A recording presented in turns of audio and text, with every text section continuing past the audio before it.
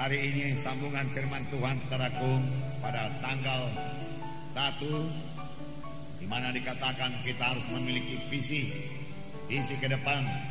Visi itu harus jelas, visi itu terang, sehingga hidup dalam hati kita rindu memilikinya, sehingga seolah-olah sudah kita kandung, sudah jaya dalam hidup kita, maka Tuhan akan membawanya menjadi kenyataan. Sebab segala sesuatu yang sudah dikandung pasti dilahirkan. Seperti seorang ibu yang sudah mengandung, dia mesti melahirkan. Demikian kalau kita mengandung, saudaraku, janji-janji Tuhan di dalam hidup kita, yang berarti kita sangat merindukannya, dan kita percaya penuh jaya dalam hidup kita. Kita bayangkan siang dan malam, hidup dalam hati kita siang dan malam, maka Tuhan akan membawanya menjadi kenyataan. Karena ada kuasa dalam iman. Karena iman itu berdasar pada firman Tuhan.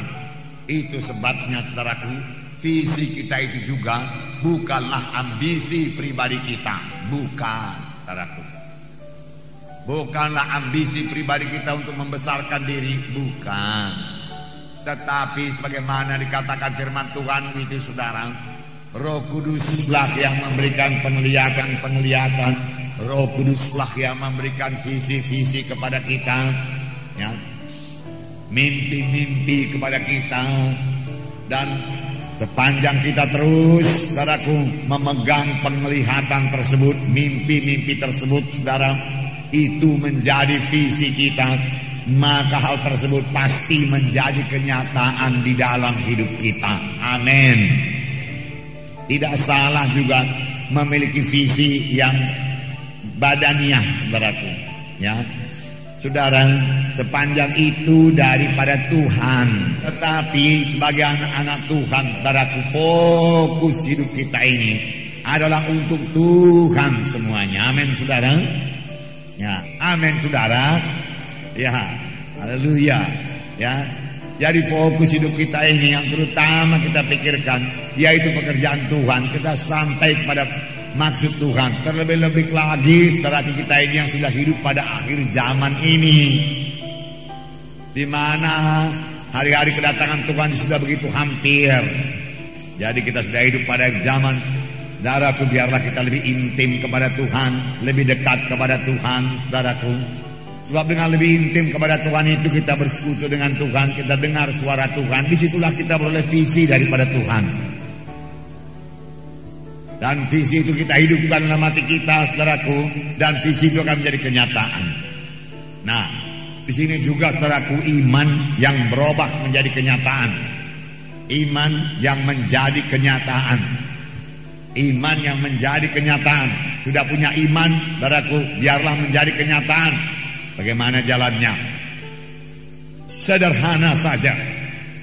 Tidak sulit.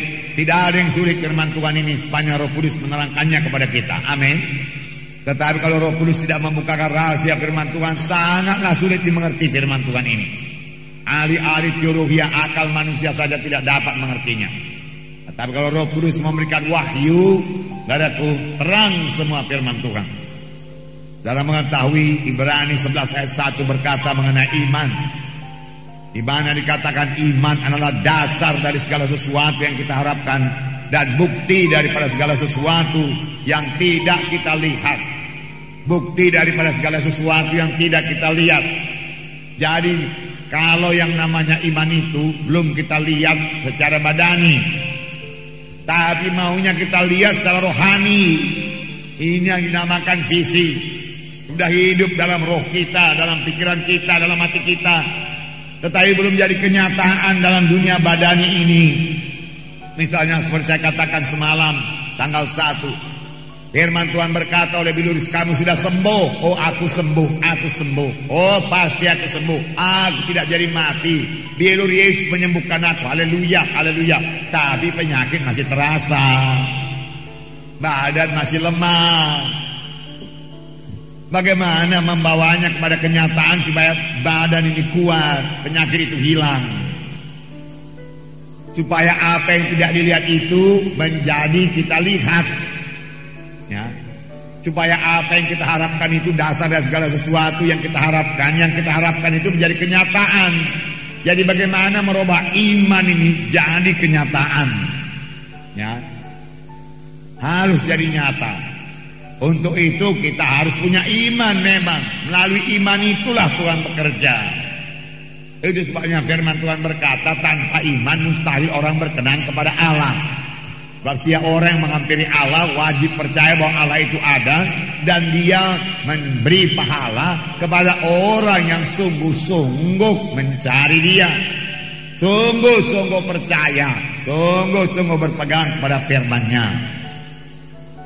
Dan Tuhan tidak pernah melakukan satu apapun kepada anak-anaknya, saudaraku, tanpa iman pribadi mereka. Jadi setiap anak-anak Tuhan harus punya iman. Saudara harus punya iman. Mengapa? Kalau tidak punya iman mustahil. Mustahil dapat berkat Tuhan kalau tidak punya iman.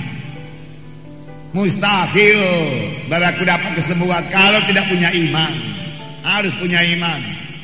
Oh, semalam Pak Munti berkata, tidak pun punya iman kalau karunia mujizat berlaku, saudaraku, ya, maka didoakan sembuh.